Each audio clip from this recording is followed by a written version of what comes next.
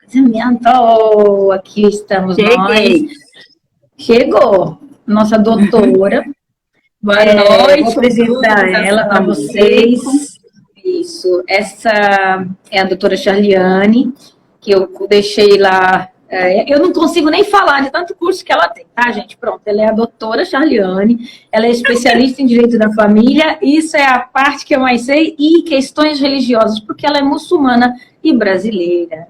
E é lá do nosso Belém do Pará. Eu sei que tem um monte de gente aqui do Belém do Pará. Gente, hello! Então, questões de casamento, questões de contrato, problemas de família, é com ela. Agora vocês vão encher o saco dela na página dela, que eu sei. Chay, se apresenta. Bem, gente, como a Simone já falou, eu sou bacharel em Direito, especialista em Direito de Família. Eu atuo nessa área voltada para a família, direito das mulheres e também na liberdade religiosa, porque eu sou muçulmana brasileira e a gente defende os direitos, né, da nossa religião e também o direito à liberdade religiosa de todo mundo. Além disso, eu também sou membro associada da ANAGE. Para quem não conhece, a ANAGE aqui no Brasil é a Associação Nacional de Juristas Islâmicos. Então, é um grupo de advogados muçulmanos que atua em prol dos direitos da comunidade muçulmana. Então, são vários advogados com diversas especialidades que estão ali trabalhando incansavelmente, principalmente em prol da liberdade religiosa. Mas a gente também atua dentro das nossas áreas específicas, a exemplo de mim, que sou especialista em direito de família e as suas outras áreas de atuação. Também faço parte de um trabalho recente, que é a ONG União de Mulheres Muçulmanas do Brasil. Essa ONG dá apoio para as mulheres que estão sendo vítimas de violência doméstica, relacionamento abusivo. Não somente isso, mas também, Simone, apoio religioso, novas convertidas que não entendem sobre a religião, elas têm essa acolhida e podem entrar em contato com a gente. O nosso Instagram é muçulmanas.br, é a União de Mulheres Muçulmanas. Então, quem quiser seguir e fazer parte, fiquem à vontade. E hoje, a convite da Simone, a gente vai conversar sobre o casamento no Brasil, quais são os regimes de casamento, união estável, divórcio, e vamos falar um pouco sobre o casamento no regime do Egito e também o casamento religioso. Aí eu deixo a palavra para minha... esqueci de falar um detalhe. A Simone e eu, nós somos amigas já há alguns anos, né? Somos muito próximas, então a gente tem uma intimidade, assim, para conversar sobre isso. E somos muçulmanas, óbvio, né? Além de amigas, somos irmãs. Foi ela que passou a minha carta, lá na mesquita para eu casar com o Mustafa. Naquele tempo eu trabalhava na Mesquita Brasil, em São Paulo. Atualmente eu moro em Capanema, no interior do Pará. Né, eu sou paraense, mas eu passei muitos anos, eu estudei em São Paulo, trabalhei na Mesquita Brasil, que quem é de São Paulo deve conhecer. Então, tenho uma jornada aí de andanças bem amplas. Fica à vontade aí. Problemas, hoje vou fazer mais de entrevistadora do que outra coisa. Então, é assim, todos os problemas em relação a casamento, a religião e outras coisas, e violência contra a mulher, é com a doutora Charliane, como vocês já sabem. Então, é assim, aqui a Chay hoje veio para falar um pouco melhor para vocês, porque existe muita procura e muita pergunta, especialmente sobre casamento com um homem árabe no país dele, ou pelo Brasil, através de procuração. Então, hoje nós vamos esclarecer também, porque existe muitas pessoas que se negam e dizem que não existe casamento por procuração no Brasil. Então, aí eu quero que você me explique, porque aí eu não entendo nada, né? Depois eu posso até dar minhas dicas do Egito, mas essa parte do Brasil, o que você tem a dizer aí para essas meninas que querem casar? Assalamu alaikum, o alaikum salam para quem está dando assalamu alaikum. Esqueci de falar para vocês também que a União de Mulheres Muçulmanas é parceira, as membros da União de Mulheres Muçulmanas é parceira no projeto Justiceiras. Para quem não sabe, o projeto Justiceiras é uma rede nacional de apoio a mulheres vítimas de violência doméstica, tá? Então, é uma rede de apoio importantíssima. Sobre o casamento, é assim. Existem duas espécies de união. Assalamu alaikum, a doutora Flávia Martinelli, é membro da ANAGE, também advogada, está presente aqui. Gente, hoje vocês vão ter pessoas muito importantes aqui, hein? Então, que a gente tem que esclarecer. No Brasil, principalmente, o casamento religioso, ele tem validade religiosa, mas ele não tem validade civil. Então, o casal que está casado no regime religioso, se ele não tiver a escritura civil de casamento emitida no cartório, ele não é considerado casado. Serão considerados solteiros. Se eles vivem sob o mesmo teto, eles estão vivendo em regime de união estável. Porque existe uma diferença entre a união estável e o casamento. A união estável é quando um casal decide morar junto, né? Então, a partir do momento que eles estão residindo sobre o mesmo teto, eles estão vivendo no regime de união estável. E quando eles decidem casar, eles estão tornando público aquela união e exercendo direitos sobre aquela união. O casamento, ele é um registro que traduz direitos e obrigações para ambos, né, dentro do regime civil. E aí surgiram muitas perguntas em relação ao casamento por procuração. Existe. De forma? Existe, é válido no direito civil brasileiro e é aceito pelos cartórios. Como que é realizado o casamento por procuração? Pode ser realizado por um dos cônjuges, na ausência de um dos cônjuges ou dos dois, sendo que para cada cônjuge será necessário uma procuração. O que é a procuração? É um documento que dá direito àquela pessoa. Um exemplo, a Simone vai casar com o Mustafa aqui no Brasil. De novo, mas digamos que o Mustafa está no Brasil e a Simone está lá no Egito, né? Eu vou inverter as coisas. Então, eu, amiga da Simone, serei a procuradora dela no casamento. Ela vai me passar um documento que me dê poderes para exercer aquele direito na ausência dela. Então, eu vou realizar o casamento, eu vou estar presente no casamento dela por procuração, tá? É possível, como eu falei, espero que vocês tenham entendido essa questão da procuração. E o que o noivo precisa? Por exemplo, ela está no Brasil e ele está no Egito, e ele quer casar por procuração. Essa procuração é feita através da embaixada, não? Isso, essa procuração é feita através da embaixada, ele vai na autoridade consular do país. Quando não é embaixada, é consulado. Então, ele vai fornecer todos os documentos que são exigidos para ele, como se ele estivesse fisicamente presente, né? Aquela declaração de solteiro é necessário por ele ser estrangeiro. Quem vai garantir que aquela pessoa já não é casada no país dele?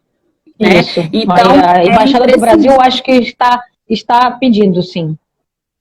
Exige a declaração de solteiro, né? Ele tem que apresentar a declaração de solteiro e todos os documentos dele de pessoa física. Ele vai enviar aquela documentação traduzida Isso, por a embaixada já faz isso tudo.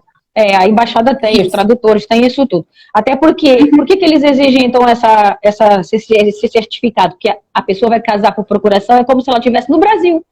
Então, vai valer a lei do Brasil. E por isso é que vão exigir, e ele não pode ser casado duas vezes, né? Não pode porque é crime no Brasil. Já aconteceu, principalmente, a exemplo, né, de casos práticos. Quando eu trabalhava na mesquita, muitos muçulmanos estrangeiros chegavam no Brasil e queriam se casar com uma brasileira, sendo que eles já eram casados no país de origem deles. Né? Então, na cabeça deles, como a religião, em tese, permite que ele tenha uma segunda esposa, ele entende, sem conhecer as leis do Brasil, de que aqui no Brasil ele pode ter uma outra esposa e registrar aquele casamento, mas não é possível. Exatamente por isso que os cartórios no Brasil, eles pedem que o estrangeiro apresente a declaração de solteiro do país de origem. Mas aquela Isso. declaração ele tem que solicitar lá no consulado do Brasil, do país dele, para poder apresentar aqui. E até Entendeu? porque aqui também, eles também exigem, porque para casar aqui a gente também teve que trazer, não é? Embora eles depois, para quem é muçulmano, eles não olham, nem olharam para aquilo.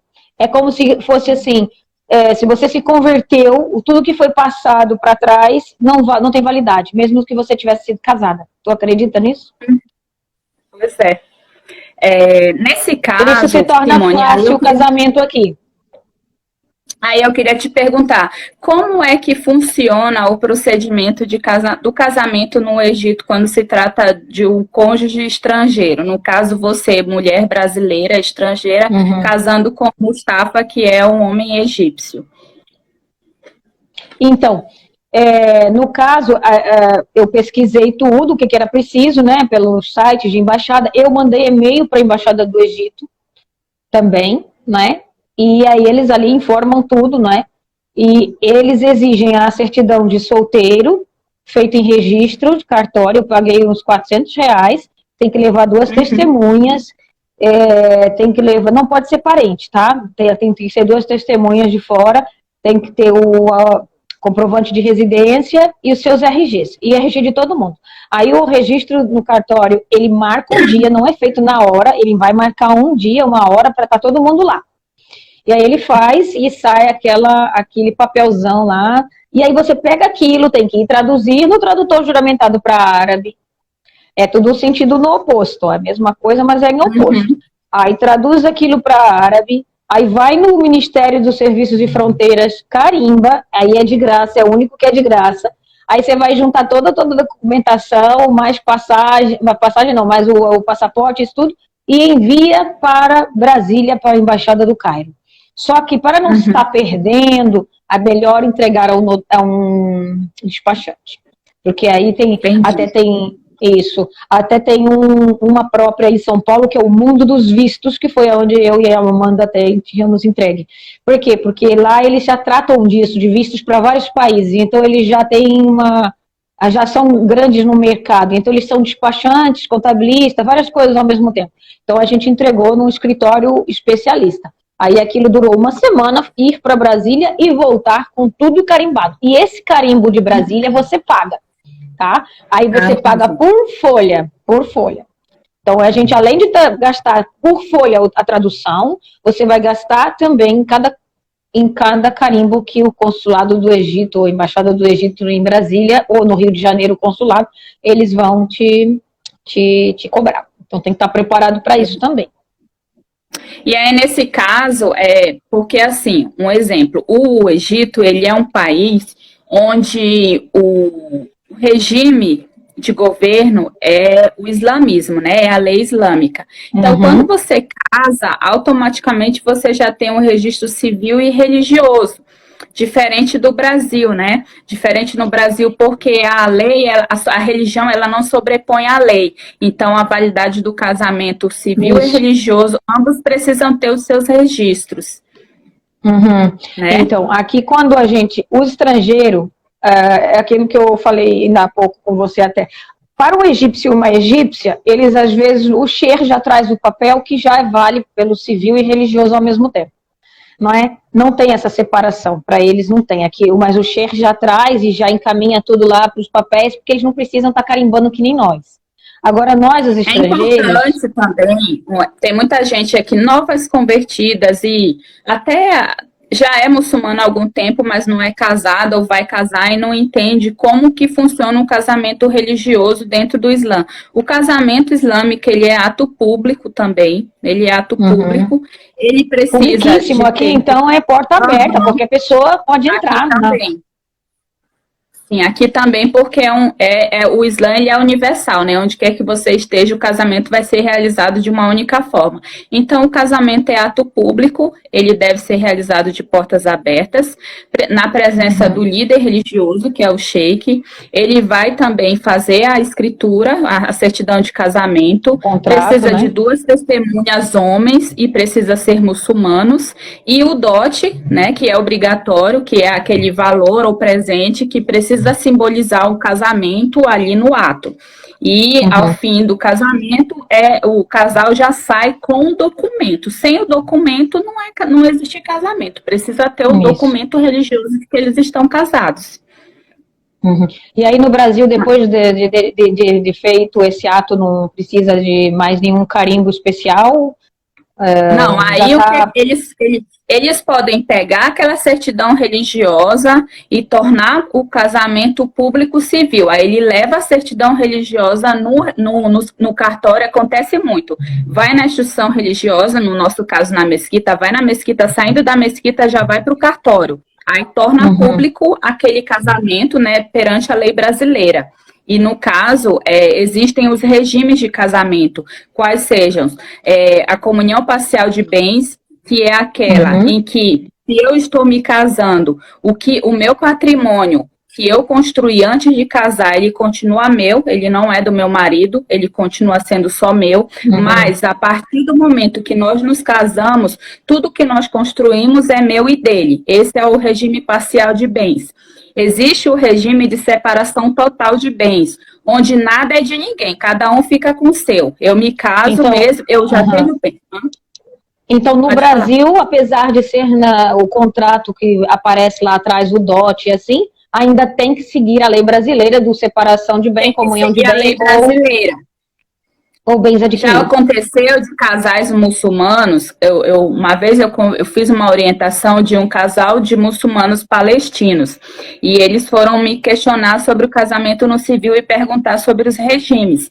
E aí eles falaram para mim que eles iam casar de acordo com o Islã também no civil, porque no Islã, quando o casal se casa, os bens passam a ser da família. Dos dois, né? É como se fosse um regime de comunhão universal de bens, onde tudo é juntado, né? Não é só o casamento em si, os bens também. Então, no Brasil, no direito civil, esse aí é o regime de comunhão universal de bens. Mas, no direito civil, existe comunhão universal de bens, separação total de bens e separação parcial de bens. Quando o casal não sabe que regime seguir, o próprio cartório propõe que o casamento seja em regime de separação parcial, né, de bens. Isso. Então, até porque, um exemplo, pode falar, o casamento tem que ser realizado no Brasil? Não, você casa num lugar e transcreve para o outro, pela embaixada. Eu casei no Egito, transcrevi no Brasil, porque eu fui ao Brasil e transcrevi no cartório no Brasil. Então, você não precisa. Quem casou no exterior e veio para o Brasil e quer traduzir aquela certidão de casamento estrangeira para o Brasil, basta comparecer ao cartório, levar eles pedem uma documentação, tem uma documentação específica. Sim, eles vão pedir a documentação. R$150 ainda. E principalmente eles vão pedir a tradução juramentada de tudo. A tradução juramentada de tudo. Isso pede tudo mesmo. Então, é igual. Seja o oposto ou não, ele vai casar no Brasil, ele vai passar pelas mesmas coisas. Ele vai ter que levar tudo traduzido para o português. E ele faz isso tudo através da Embaixada do Brasil. Eu casei aqui e peguei no documento. Como eu ainda não tinha feito a festa, não é? Porque para eles o oficial é a festa, eu peguei nos documentos, levei, ainda esperei os outros documentos chegarem um mês depois, chegou os documentos, eu fui ao cartório e aí registrei o casamento no Brasil. A gente chama transcrição, não é? Você transcreve e pode ser através da embaixada essa transcrição. Como eu estava de viagem de volta ao Brasil, eu já levei o contrato comigo e já fiz tudo no Brasil. Quem não, tem que ir ao consulado do Brasil e fazer aqui mesmo a transcrição, que é para eles darem a conhecer que você é brasileiro casado no exterior, tá? E isso tem que estar sempre assente, senão... O casamento brasileiro é válido quando é reconhecido na Embaixada do Egito. O casamento brasileiro, quando você sai do Brasil com a sua certidão de casamento, você já chega casado. Um exemplo, existem países islâmicos, né, que o regime é islâmico, que quando você vai se hospedar, você só pode ficar no mesmo quarto se você for casado. Quase todos, então, todos. Né? Todos. Então, se você apresenta a sua certidão de casamento do Brasil, subtende-se que você já é casado. Então, mas aí ela tá querendo dizer, por exemplo, ela casa no Brasil com o egípcio. Qual é o papel dele? Ele tem que enviar para a embaixada dele no Cairo, do Cairo em Brasília, para reconhecer o documento brasileiro como válido, e aí eles dão os carimbos. E ele tem que entregar a cópia junto, traduzida, juramentada. E vai carimbar os dois, o original, né? E a cópia. Isso. Aí ele traz aquilo para o Egito, chega aqui, ele passa no aeroporto com aquilo. Às vezes eles pedem até no aeroporto, sabia? Por causa do visto, por exemplo. Eu tenho visto de mais tempo, né? Às vezes de 1 ano, 3 anos. Aí quando eu vou viajar sozinha, às vezes eles querem ver a minha certidão de casamento. Então ela tem que estar comigo o tempo todo. A certidão de casamento é como se fosse o seu RG. Ela tem que ir com você para qualquer lado. É complicado isso, mas é verdade. Entendi.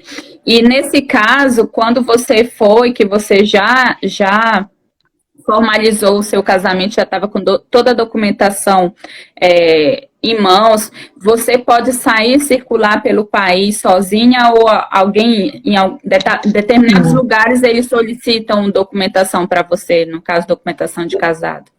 Não. Posso viajar à vontade. Eu já viajei várias vezes ao Brasil, até sozinha, né? Nunca pedem. Eles pedem na entrada, que eles querem ver porque que você vai ficar no país e tal. Aí eles vê, olha o papel do casamento, olha não sei o que, olha pra tua cara. Às vezes eles não pedem nada, outras vezes eles pedem tudo. Aí eles querem até ver o porquê que você tá...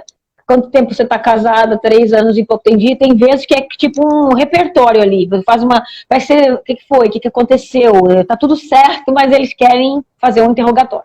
Então é assim, tem pessoas que passam de boa, tem pessoas que às vezes eles param a gente. Quando eu vim com a Joelma agora, dessa última vez, eles nem perguntaram nada, nem meu, nem dela, passaram uns assim, e o homem lá com aquela cara dele. A gente passou, mas eu já tive vezes de eu ir para o Brasil, e aí o camarada ficar e vai com o meu passaporte lá pra dentro, fica olhando por visto, assim, mas esse visto é do teu país. Você tá falando, tá aí, tá demorando tanto tempo para verificar se é verdadeiro, às vezes dá raiva, sabe? É que eles são meio devagar mesmo, isso aí já é de egípcio. É muito importante também, por exemplo, quando a pessoa... A mulher é brasileira e está sendo prometido casamento com alguém que está no Egito, alguém que ela não conhece, né, que não tem um contato físico direto, é importante que ela faça esse casamento antes dela viajar, porque assim, ela não sabe qual é a situação daquela pessoa no Brasil, no exterior, né? Ela não sabe, então assim, para ele casar, ele vai ter que enviar toda a documentação. A principal documentação que comprova que ele é solteiro ou não é a certidão de solteiro. Então, ele precisa apresentar essa documentação para casar. Então, aí, para que ela já chegue casada e tenha uma certa segurança civil, né, em relação ao direito do Brasil, a doutora Flávia fez um comentário aqui. É porque teve um comentário aqui da União de Mulheres Muçulmanas, mas se o rapaz quisesse casar somente no Brasil e depois retornar sozinho para o Egito sem ter formalizado lá, ele entra sem problemas como solteiro? Bem, civilmente no Brasil, né? Ele já está casado. Mas no Egito... No Egito ele pode, porque no Egito vale a lei islâmica, ele pode casar até com mais 3 sem ela saber. Entendeu? Porque o após já ninguém pode mandar muito. Infelizmente, não. E tem esses casos aqui. Tem casos e a gente conhece, até de pessoas até mais famosas.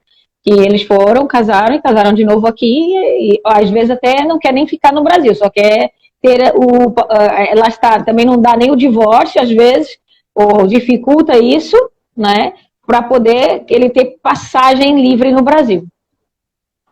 Nesse caso, né, teve uma pergunta também de se a mulher está casada com um estrangeiro no direito brasileiro e ela quer divorciar, mas ele não quer se divorciar, antes não podia, mas agora ela pode ir ao cartório, né, explicar a situação dela, expor a realidade dos fatos. Um exemplo, ela vai dizer, olha, ele viajou para o país dele, ele vem eventualmente no Brasil, ele quer só manter o visto brasileiro por ser casado comigo. Ela pode solicitar o divórcio sozinha.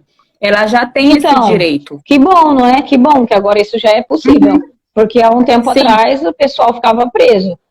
Até porque isso é meio válido, eu já tinha ouvido isso lá na Europa, porque assim, você não tem união de facto com a pessoa, não tem contato, não tem.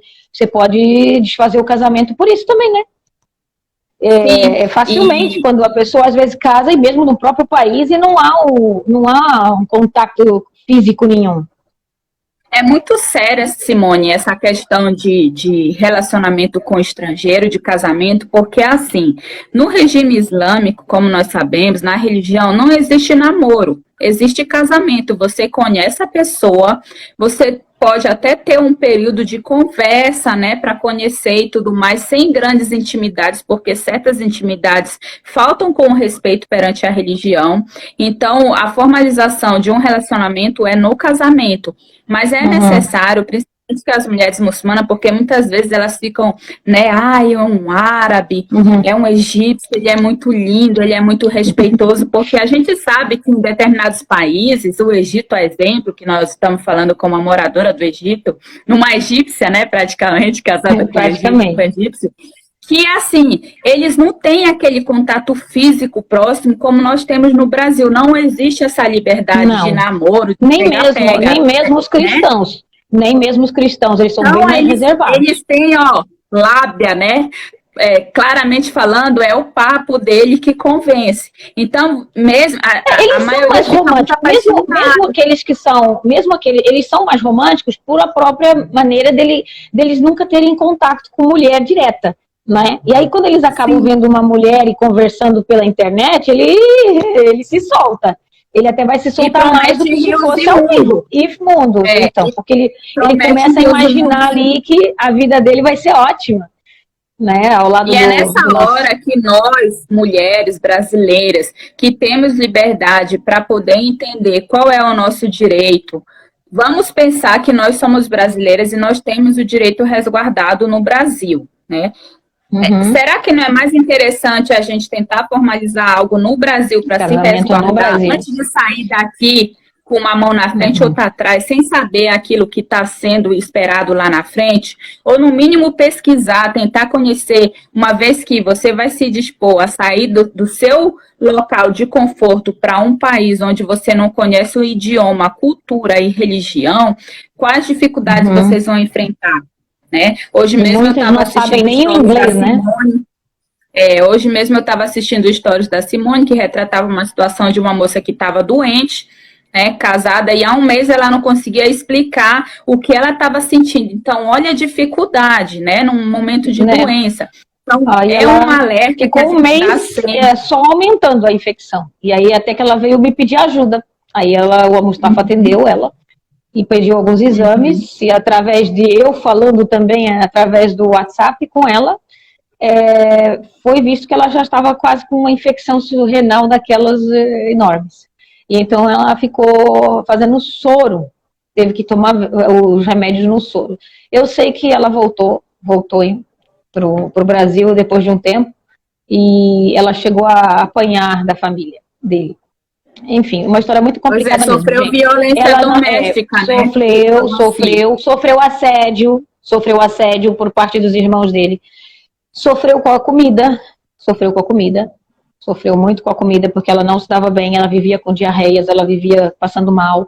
A sogra não deixava ela nem tocar na cozinha, ela acabou morando dentro da casa da sogra o tempo todo, ele jogava ela lá e era um simples motorista, um simples peão, vai.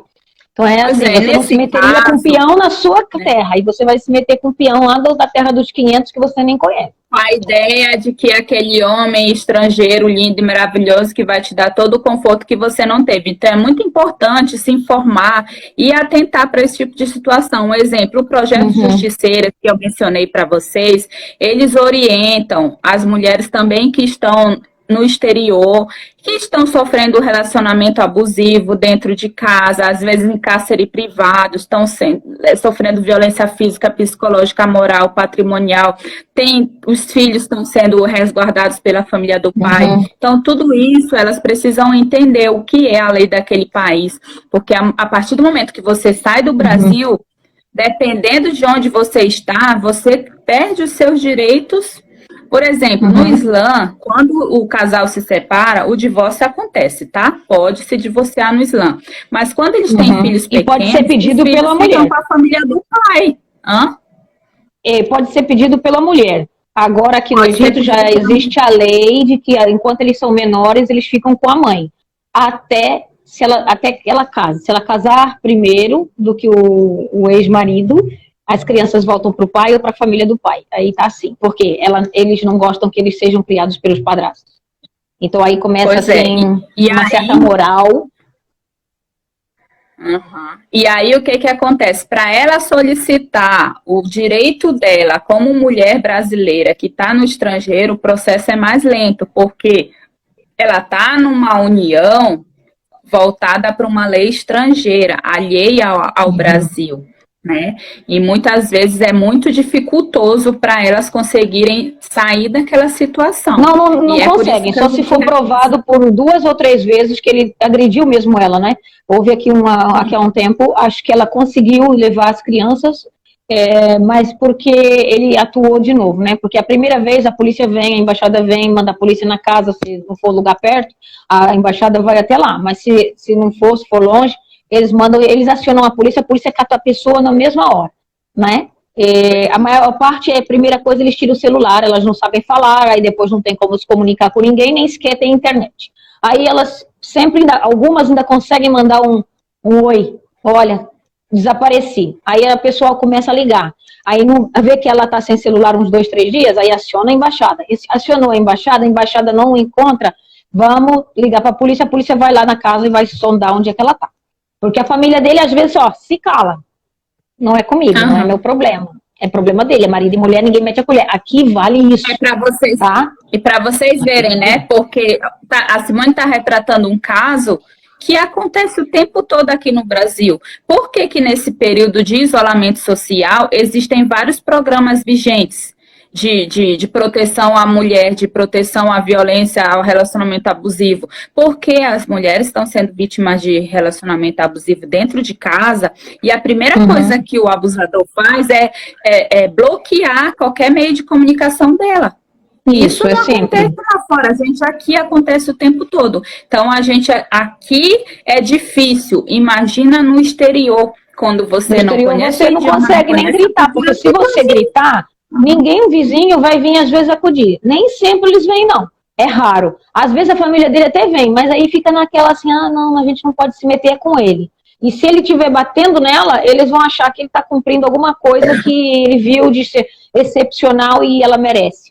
Aí, então, esse caso aí dessa moça que acho que conseguiu ir embora, ela tinha filhos, mas a primeira vez que ele agrediu ela e ficou sem celular e isso tudo, que a gente acionou aí a embaixada e não sei o quê, não adiantou. Ele assina um contrato na própria polícia, que a próxima vez ele vai preso mesmo. Ele já podia ter ido, se ela quiser, só que ela deu uma segunda chance.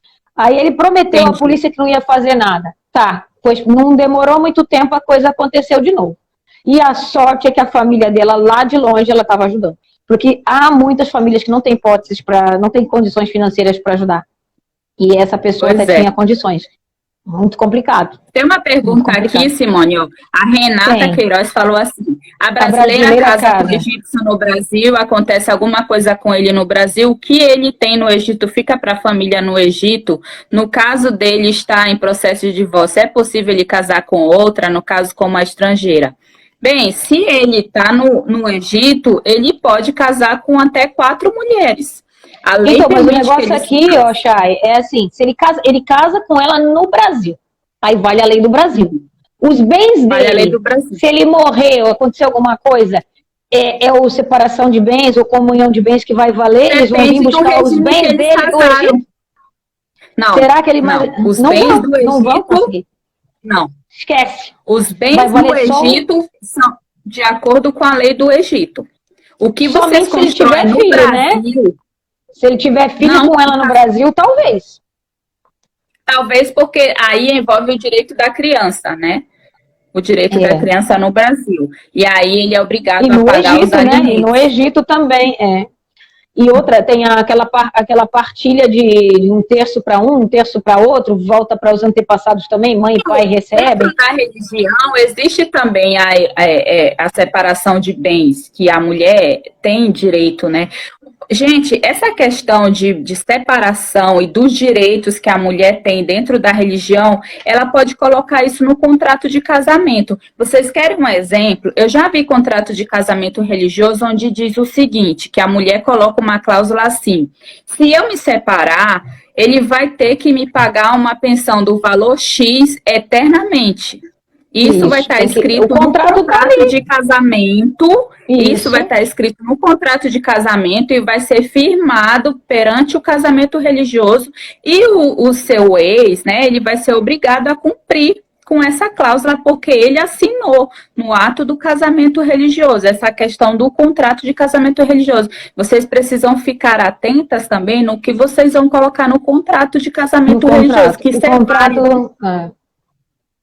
Então, eu tenho falado para elas, vocês podem colocar cláusulas que vocês quiserem, porque na hora lá, o que deveriam fazer, para quem não entende a língua e não entende inglês, exige a presença de um tradutor, que você tem que entender o que está escrito no contrato, tá? Aqui Tassi também está perguntando se ele está em processo de divórcio, se ele pode casar com uma estrangeira, apenas no religioso. Nem na lei do Brasil, nem na lei daqui, ele consegue dar entrada em papéis enquanto ele não tiver o divórcio em mãos. Sim, talvez aqui ele consiga. Por quê? Porque aqui ele pode casar até 4. Né? Aí, mesmo que ele esteja se divorciando de uma, ele já pode estar casando com outra. Mas só que como ele vai casar com uma brasileira ou estrangeira, aí vai pegar para ele, porque ele tem que mostrar essa certidão de divórcio.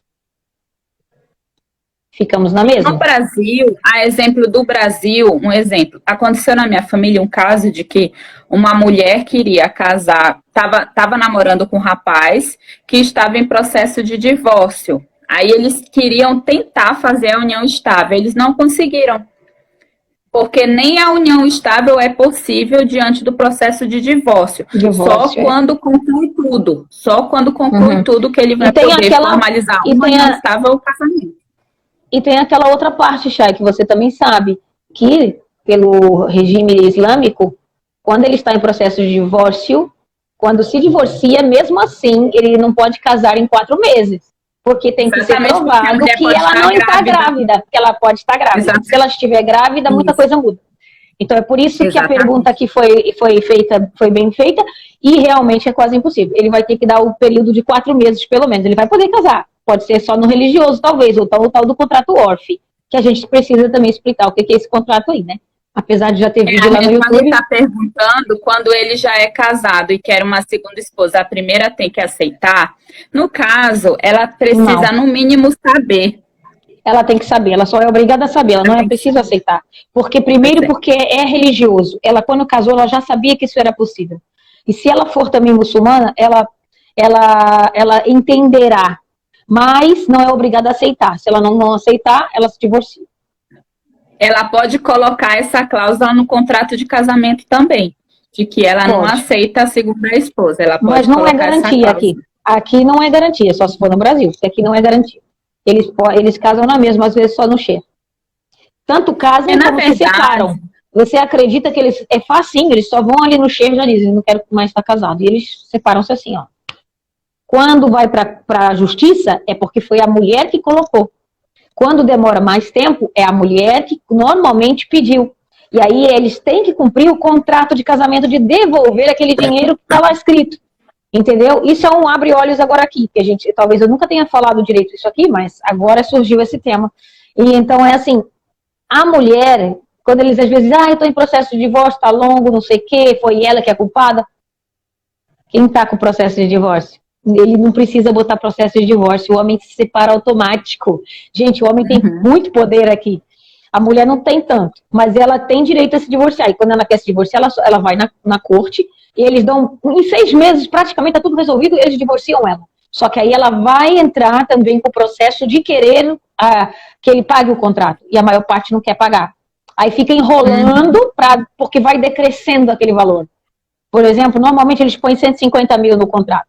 150 mil, façam aí as contas, dividam por 3 e vocês vão ver quanto é em dinheiro brasileiro.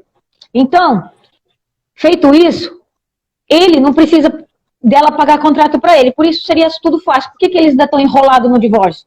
É porque eles ainda não pagaram o contrato. Eles estão enrolando o máximo de tempo para não ter que pagar aquele dinheiro a ela. Porque aquele dinheiro, o dos filhos, eles não podem fugir. Mas o da mulher, eles vão só, tipo, adiando na justiça. Paga uma metade, paga outra metade, ou nem paga. Aí, quando não paga, eles podem ir presos. Aí, o que eles fazem? Eles ficam andando de terra em terra. Se eles não tiverem na mesma cidade onde foram casados, é muito, assim, a polícia deixa pra lá, sabe? Não vai lá catar o cara, ó, vem cá que você tá com processo, sabe? Então, é um pouco por aí. O Ronaldo falou aqui. Que nobre o brasileiro entender. Então, Ronaldo, é exatamente por isso que a gente está conversando e explicando que o brasileiro muitas vezes não entende nem o regime de casamento que é vigente no Brasil. Quiçá ele vai entender um regime de casamento no estrangeiro. Independente de ser um regime islâmico ou não, cada país tem o seu regime diferente. Então, se uma pessoa, homem ou mulher, tá? Porque não existe só os casos de mulher que sai para casar, homens também saem para casar com estrangeiros.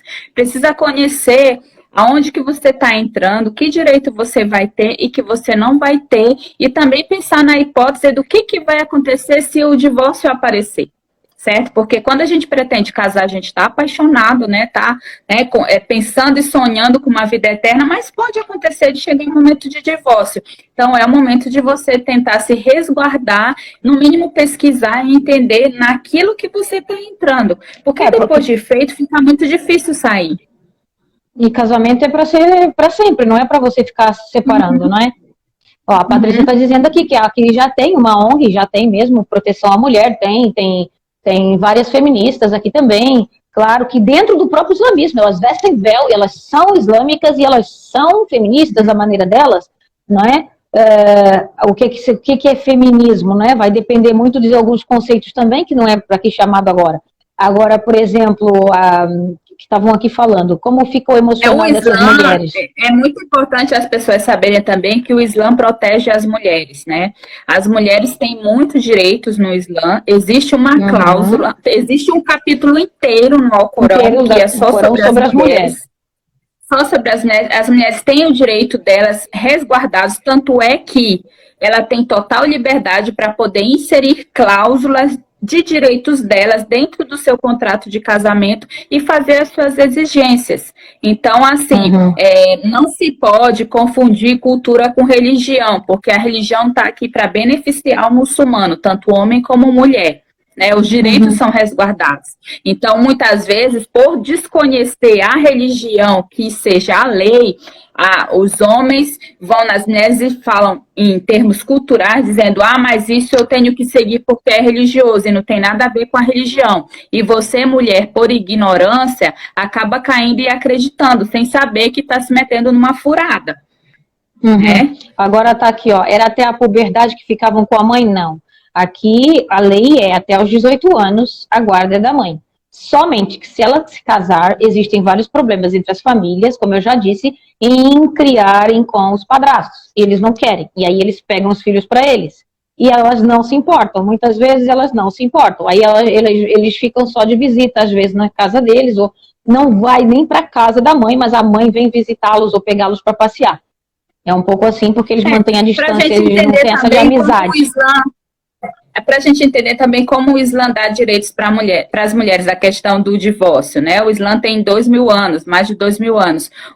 Outras religiões, o catolicismo, por exemplo, até hoje ele não dá o divórcio facilmente para a mulher, né? A mulher separa, mas ela pode separar civilmente, mas religiosamente ela continua casada, ela não pode se casar novamente. Para ela se casar, ela tem que enviar uma carta para o Papa, explicar porque, né, fazer toda uma justificativa e aquilo vai ser aceito ou não. No nosso caso, se o casamento não estiver bom, se tiver problema, justificando, a gente consegue o nosso divórcio e consegue casar novamente, e a mulher não tem impedimentos para se casar novamente. Isso é aceito, é válido. Isso é verdade. Existem vários cristãos que, mesmo aqui, os cristãos ortodoxos, o casamento para eles é eterno. Se houver divórcio, a mulher não pode se casar de novo. Eles não podem se casar novamente. É um Pois pouco é. bem mais rígido do que nós. Nós podemos casar novamente, a gente pode muitos falam que muito mais o liberado. Islã não dá direitos para as mulheres, então eu penso que esse é um direito muito forte para nós, né? Se eu não estou feliz no meu casamento, eu posso me divorciar e posso me casar novamente. Isso não vai me deixar impura ou mal perante a minha família ou a sociedade, porque o casamento não deu certo, eu posso me casar novamente. Olha, a Tassi está perguntando, mas nesse caso eu poderia já viver no Egito com essa certidão? Então, somente com a certidão do religioso, ela não te dá o direito ao visto. Não é legal a ponto disso. Talvez não. Talvez eles vão te exigir visto 3 meses, depois de 3 meses, como você vai renovar, provando o casamento, se ele ainda está se separando, não é? Mas é uma questão de ele ver essas condições, porque aí já são condições específicas. Não de pessoas solteiras, né? Pessoas solteiras. E O tem ideal, mais. gente, em termos de casamento, quando se trata de país islâmico, para quem não é muçulmano, você é meio que o óbvio, assim, você tentar ler, tentar conhecer. Então, hoje em dia existem muitos canais de muçulmanos também, líderes religiosos no Brasil, que explicam o casamento, explicam as leis islâmicas, só que assim, depende muito de cada país. A exemplo, a Turquia, ela não é um país onde a lei é religiosa, é um país secular. Laico, Então, o regime lá é outro. Então, depende muito de cada país. Aqui a gente está conversando em relação ao Egito, né? Porque a Simone passou por todo esse processo e consegue falar com propriedade sobre isso. Mas eu não posso dizer para vocês, eu estou num relacionamento e vou me casar com um rapaz iraniano, digamos assim, né? Que é um regime islâmico mais rígido. Sim, fechado. Eu não posso dizer para vocês em que termos a lei brasileira é válida quando você casa lá, até porque a partir do momento que você casa com um cidadão iraniano, você adquire a cidadania iraniana e você passa a ser iraniano. Então, você está vivendo sob o regime daquelas leis. Você aqui só passa a ser nacional depois de você pagar. Durante uns anos você vai sofrer entrevista com a polícia. Todos os anos eles pegam meu passaporte, eu preencho as coisas, eu pago uma taxa enorme. Aí eles me dão, nos primeiros 3 anos de casamento, eles têm mantido um ano de visto. Renovação de visto, isso. Né? Depois quando eles veem que você está estável no país, que o casamento é estável, que realmente o casal está junto, aí eles te dão 5 anos. E passa de 5 em 5 anos ou 10 em 10 anos. Mas você vai pagar sempre uma taxa mais alta por mais anos, né? De qualquer forma, eu estou cansado, vou pedir a nacionalidade. No meu caso, eu não preciso, porque eu já tenho 2. Não se pode ter 3, eu teria que dispensar uma delas. Então, não me interessa ter passaporte nem nacionalidade, teria que abrir mão de um. Então, mas para muitas pessoas que queiram pagar mais de 10 mil libras aí e fazer os papéis e tratar de tudo para ser egípcia, pronto. Aí não paga mais aquele visto anual, não é? Mas não quer dizer que você não vai ter certas obrigações aí como estrangeira, tá? E aí é o que ela estava falando, que a gente já repetiu novamente. Ele se casar no Brasil, ele vem ao Egito, se ele quiser casar aqui, ele pode casar à vontade, porque ele pode casar com 4. Aqui não tem essa lei. Então, ele aqui não precisa provar nada, entendeu? Então, ele pode vir e voltar e casa com uma aqui e já estava com o casamento lá. E assim. Eu queria cumprimentar também aqui a doutora Alice Sarmanar, ela é diretora de comunicação da ANAGE, né? Da ANAGE, como eu expliquei lá no início da live, ela é a Associação Nacional de Juristas Islâmicos, né? Um grupo de advogados que trabalham em prol dos direitos no Brasil, em prol também de defender a comunidade muçulmana. Eu estou rindo aqui dos comentários, que é muito engraçado. A gente está com os advogados presentes. Então, aqui vários advogados, gente. Quando vocês nunca deem um passo sem antes saber tudo, saber bonitinho. Tanto que eu também contratei advogado daqui para não falhar em nada, todos os passo a passo. Por quê?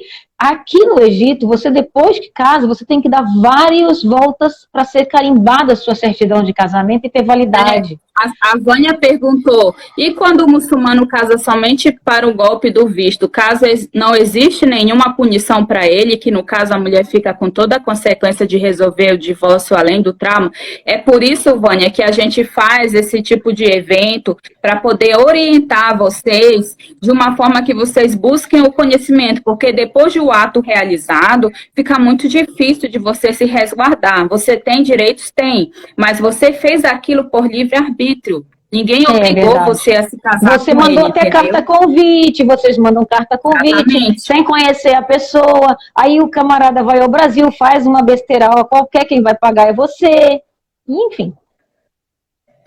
O ideal é buscar conhecer os seus direitos, né? Os seus direitos no Brasil você tem que conhecer quando você está trazendo um estrangeiro para cá, que tem interesse apenas em visto, ele pode se casar com você e abandonar você aqui, ou ele pode querer uma ponte para vir para o Brasil, tanto é que a lei dos estrangeiros hoje mudou bastante em relação a isso, porque antes a pessoa poderia passar 6 meses aqui e depois voltar. Ó, a doutora Alissa, ela é especialista nesse assunto, ela está até dizendo, se tiver prova disso, deve denunciar o Ministério da Justiça para cancelar o visto, pois a causa foi fraudulenta, entendeu?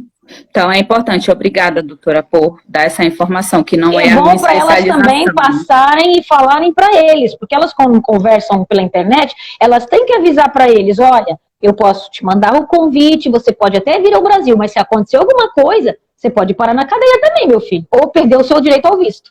Aí eles começam a pensar também 3 vezes, não é? Né?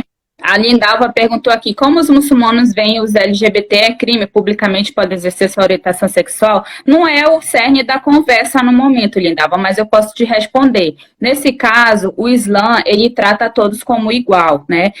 O Islã, ele não vai punir a pessoa por orientação sexual, a pessoa tem livre-arbítrio para ser o que ela quiser. Né? Agora, em questão de publicidade dos atos, cada um paga as consequências dos seus atos. Né? Assim como o Brasil é um país livre, mas a gente não sabe como é a lei daquele país X ou Y, onde a lei pode ser religiosa ou não, isso difere. Eu não posso te garantir como que é visto a população LGBT no Egito ou no Catar.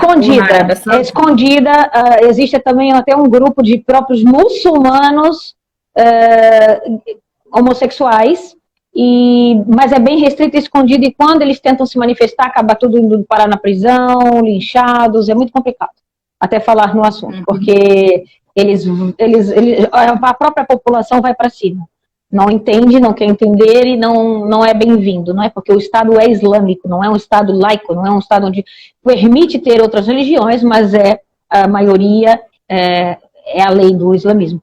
E outra que eu tenho, só que já que estão aqui vários advogados também, eu não sou advogada, nem entendo muito disso, mas tudo bem, eu vou dar o meu piteco aqui, que é assim, a Constituição egípcia, ela é metade Sharia, metade baseada na Constituição da lei francesa. Então não é apenas Sharia, como o pessoal fica falando, pensando que vai cortar os dedos, que vai cortar a cabeça, que vai ser forca. Tem forca, tem pena de morte e tem prisão perpétua. E regime ditadura militar não é coisa simples de se lidar, não é? Então, isso tudo tem que contar quando a pessoa pensa em mudar para um outro país, não é? Porque você vai ter outras regras, a sua liberdade não é só a religião, muitas vezes não é nem a religião que te proíbe, é a própria política.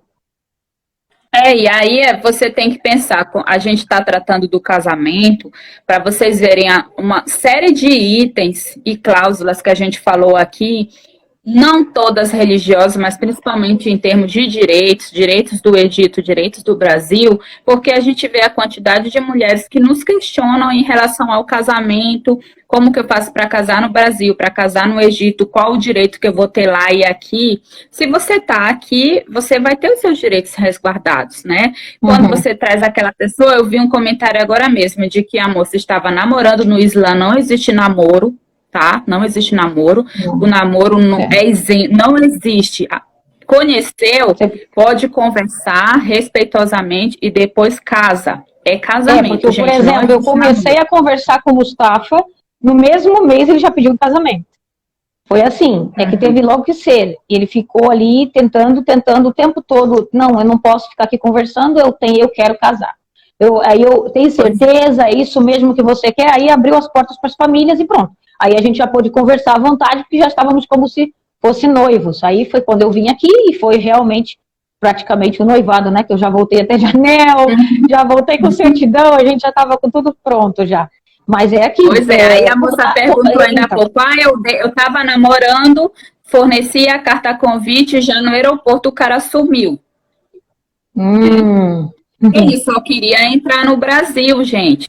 Então é assim, tenham cuidado quando tem aquela coisa de quando a oferta é demais, o santo desconfia, né? Mais ou menos isso. Você tem que tomar muita precaução em relação a esse tipo de relacionamento e o caminho que ele está andando, porque consequências podem surgir depois.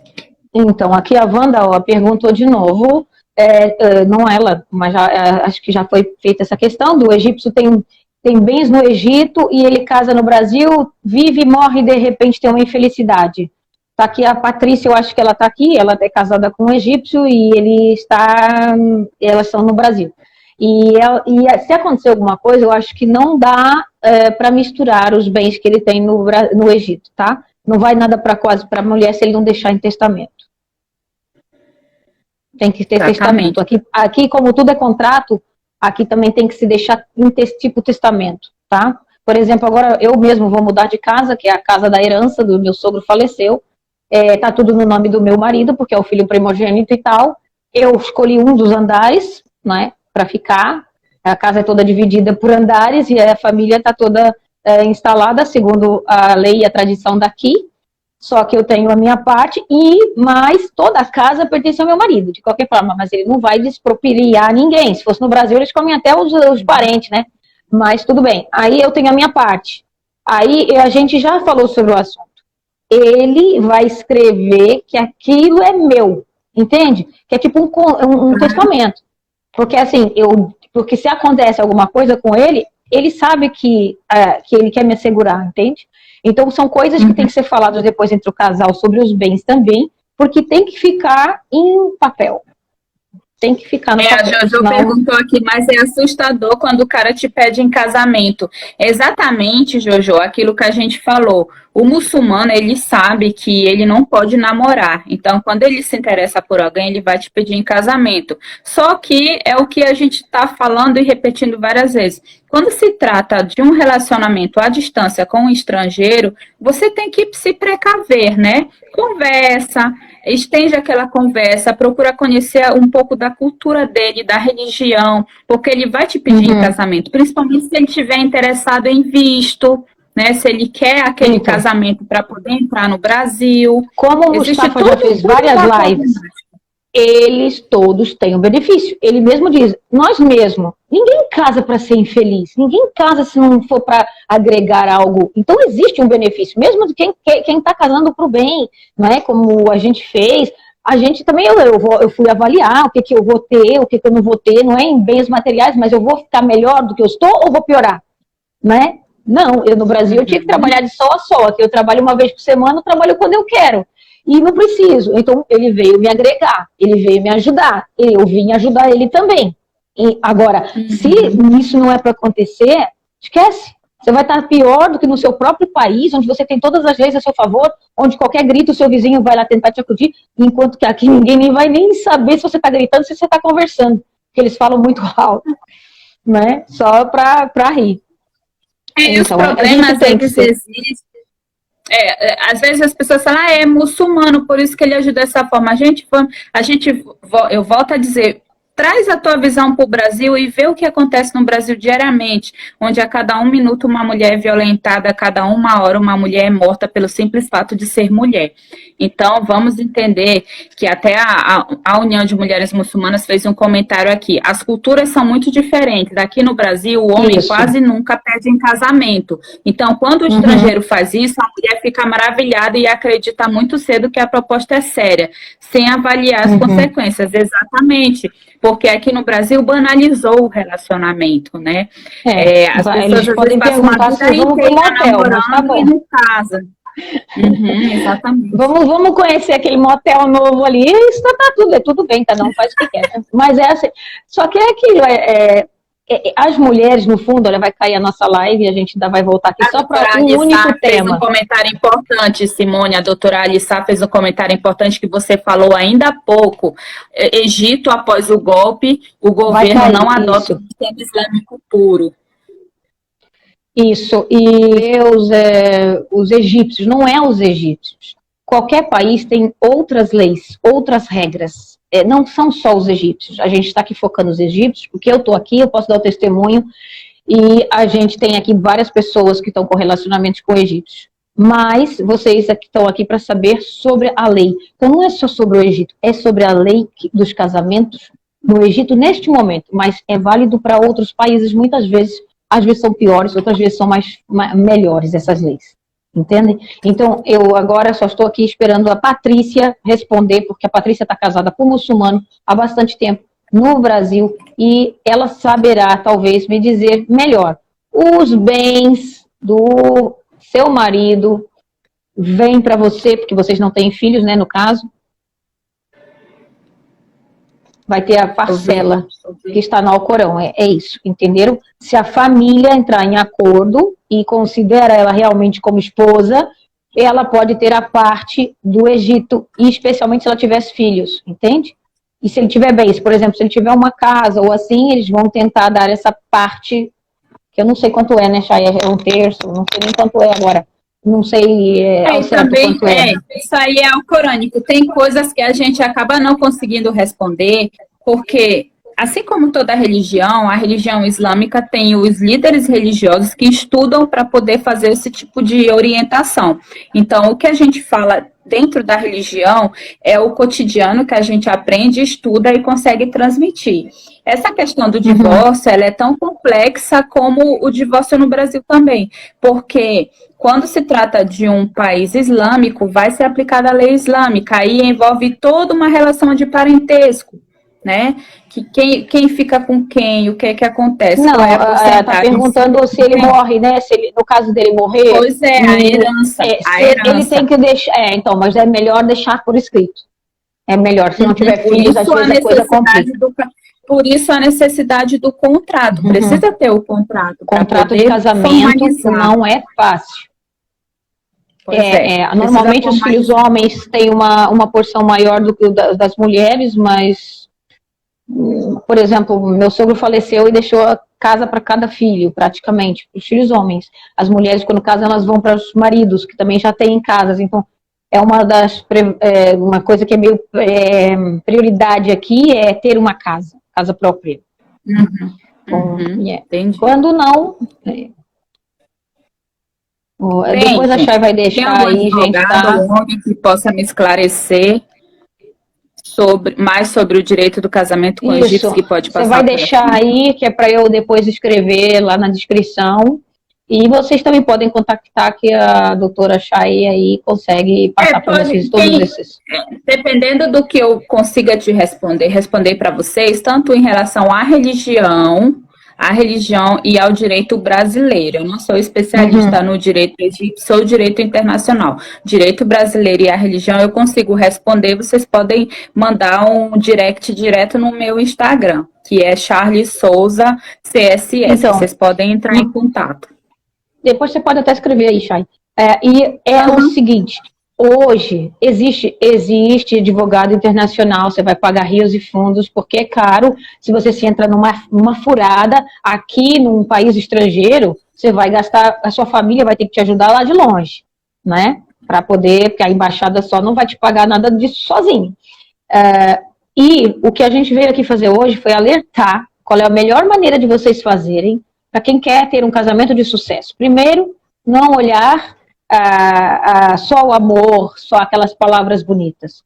Vocês têm que botar o pé no chão e ver que vocês estão falando com uma máquina. Às vezes a gente olha um artista na televisão, ai, que bonito, que fofinho. Aí depois você olha assim o passado do cara, ou a vida do cara, o cara era drogado, é isso, é aquilo. Todo mundo aqui é uma imagem. Então não pode dizer assim, eu estou apaixonado, não consigo esquecer. Não, consegue, vai custar um pouquinho, mas você vai esquecer. Então, vocês, às vezes, têm que começar a pensar com a cabeça, né? E aí entra as questões aí que a doutora falou, que é o contrato. Vocês têm a faca e o queijo, que é o contrato. Então, resumindo, concluindo, acaba sendo até menos prejudicial um casamento por procuração, não é? Feito no Brasil. Você está resguardando o direito que você tem. Você está resguardando um direito que você tem e que está ali disponível para você, né? Quanto mais direitos você exercer, menos problemas você vai ter no futuro, né? Então, assim, Então, eu acho que eu já falei um pouco de cada coisa, esclareci bastante coisa para vocês. Como eu tenho folga só hoje e amanhã, eu tenho outros compromissos agora. Até para quem quiser também assistir, eu vou fazer uns stories daqui a pouco no meu Instagram, que vai uhum. esclarecer sobre o Agosto Lilás, que é o mês de combate e educação em relação ao enfrentamento da violência doméstica no Brasil. Vou falar sobre isso. Vou falar sobre a Lei Maria da Penha, que completou 14 anos, dos tipos de violência doméstica e dos programas de enfrentamento à violência doméstica vigente no Brasil, principalmente nesse período de isolamento. Então, eu me despeço de vocês, agradeço a Uhum. Simone pelo convite, pela conversa que foi muito agradável e que a gente Não, muito possa se reunir esclarecedora para mais todo para mundo. falar, né, sobre assuntos Uhum. que são importantes para nós, das leis, de religião também, estou disponível. Só marcar que a gente faz, Simone, tá, amiga? E é Fica isso. com E não Deus, se salam esqueçam, o aleikum. contrato é livre de colocar qualquer cláusula. E as melhores cláusulas, resumiu aí, vale a pena colocar a cláusula de eu, em caso de separação, posso me separar apenas com a minha assinatura? Que às vezes requer a assinatura do homem, quando é aqui. Pois é. Então, Então, pensem bem quando vocês forem se casar com um estrangeiro e busquem seus direitos, conheçam um pouco da cultura. O casamento intercultural, ele é muito complicado, porque a sua cultura em choque com outra, né? A Simone é exemplo disso, ela passou por um processo de adaptação, eu sou amiga dela, né, desde o início a gente conversava muito sobre a questão de adaptação dela no Egito, que foi muito difícil. Hoje ela se adaptou, ela é adaptada, mas ela teve muitos problemas, principalmente com alimentação, e aí você tem a ixi, questão de fazer amizade, é muita coisa, gente, é trabalho, verdade.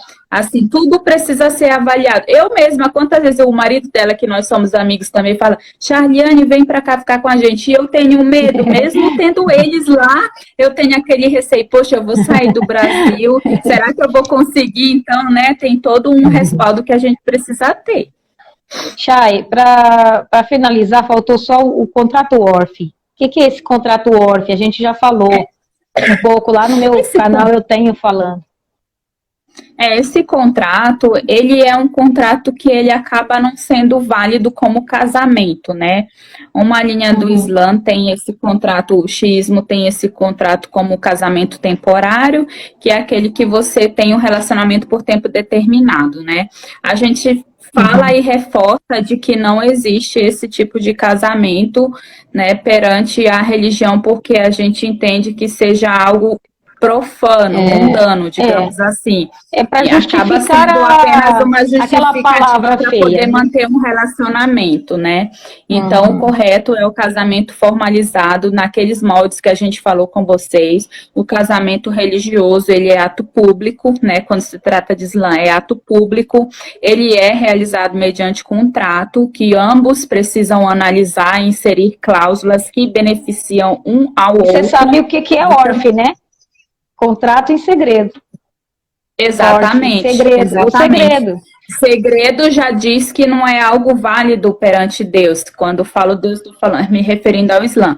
Então, assim, tenham cuidado com o que é proposto a vocês. Casamento é ato público. O líder religioso deve celebrar, fornecer a certidão na presença de duas testemunhas, homens e muçulmanos, e que também devem ter o Uhum. dote. Aquele dote é um presente, é um valor simbólico para que o Isso noivo está mesmo. prestigiando, né? Tá cortejando a noiva naquele momento, tá?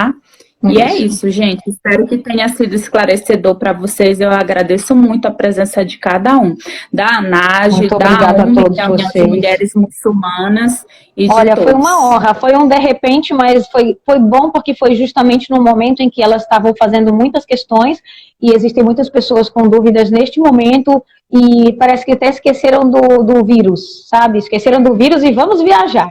Ainda não está nem muito bem abertos os aeroportos, estão abertos, mas está com muitas exigências.